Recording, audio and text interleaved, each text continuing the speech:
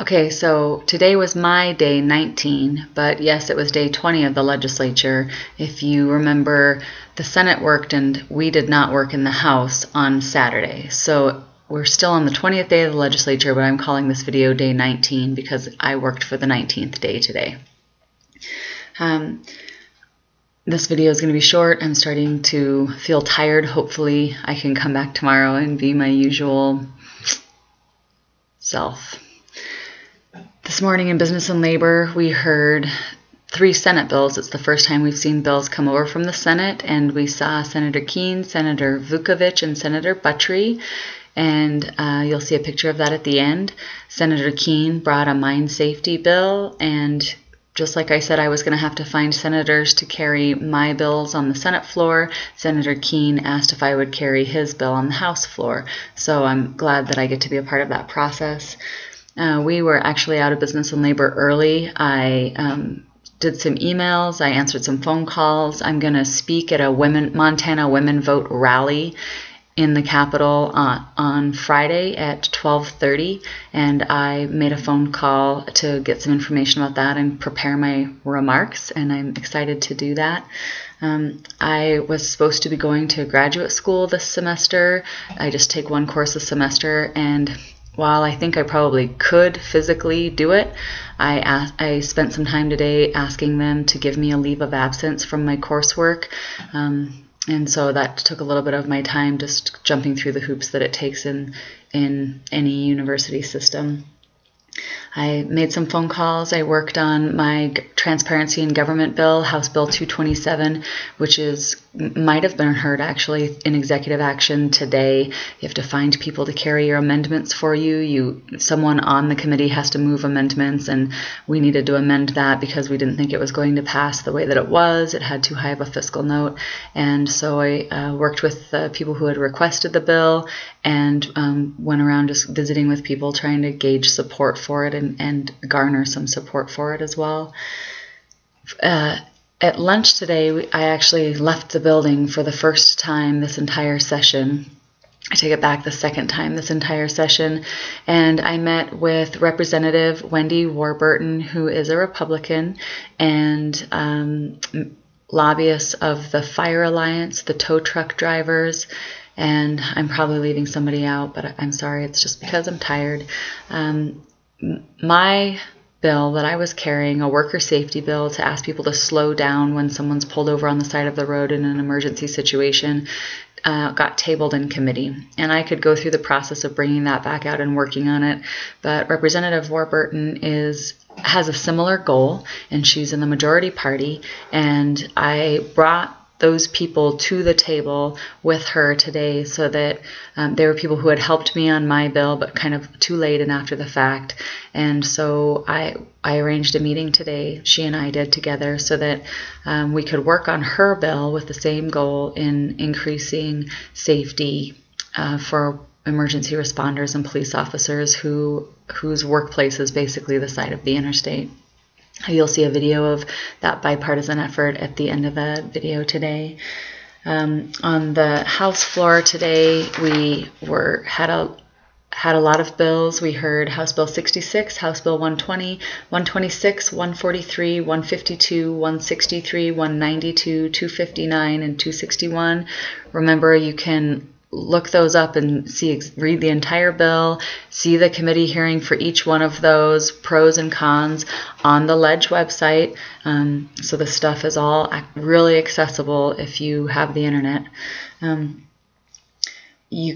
good example of the amendment process is House Bill 120. A lot of different members of the floor stood up to amend that, and so it took a little bit of time to work through all of that. House Bill 143 was brought by Representative Schwaderer, and it was generally revised the tax code. He basically wants to simplify the tax code by changing the percentages, not changing the percentages on the levels, but changing the amounts of each level. So right now, on your first $2,300 of income, you get taxed 1%, and then after that, you get taxed 2% and then 3% and then 4%. And the more money you make, the higher that percentage is all the way up the scale.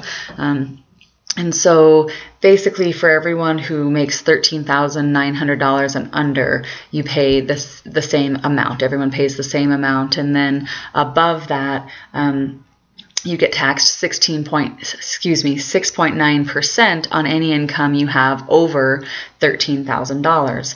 Well, he had this bill that essentially would have cost the state of Montana $18,444,000 this year, a little bit less next year, and just in the millions of dollars every year, because this is essentially giving $27 per Montanan for 500,000 taxpayers. And so someone who has zero income would get a $27 check, and I would get a $27 check, and I don't know, Ted Turner or David Letterman, the highest taxpayer in the state, Blixeth, they would also get a $27 check. I voted against that bill because in knocking doors and talking with my constituents, I did not have a single person who said, please give me $27 back.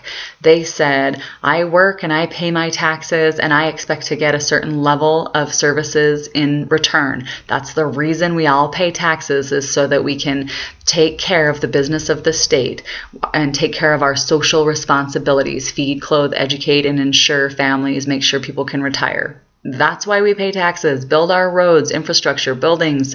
That's why we pay taxes. I did not have a single person in Butte on the doors who said, if you could get me $27 and cut programs, that would be great. So it was really fun to get to vote against that bill. I didn't stand up and talk. A lot of other people did. They had great points. So I'm saying it now. We just want to get the services that we paid for, and we're actually pretty happy to pay our taxes. Okay, maybe not happy to pay our taxes, but you know. House Bill 259 was the bill that came out of Business and Labor Committee that puts military training towards licensure requirements upon board approval, and it was great to see. I wish I had a copy of it, but I was able to co-sign on that bill, and so when that passes, I'll be so proud to have my name on that. We had third reading of a couple of bad bills from yesterday, and I voted the same as I did yesterday. In Human Services, we heard House Bill 171, which would spend $231,000 this year to implement a privately contracted computer system that would find and red flag fraud in the Medicaid system. The sponsor of the bill said he disagreed with the fiscal note and he thought that he might write his own. And another person on the committee said that they really wish that they could get truthful fiscal notes, and that we should be voting on what's really true, and that there would be so much savings in finding Medicaid fraud that they should vote for this Republican-sponsored bill.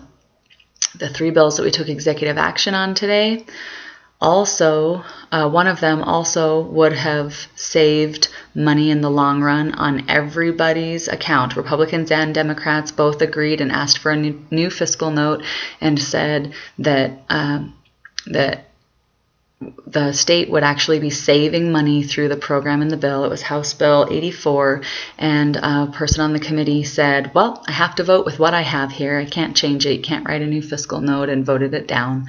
It'll be interesting to see if they follow the same philosophy when the other bill comes up. House Bills 98 and 99 were the bills to feed hungry kids. We had the money in the bank, millions of dollars, and it was a party line vote. It was tabled in committee, so that will not be going to the House floor, and we will not be expanding school breakfast programs in the state of Montana.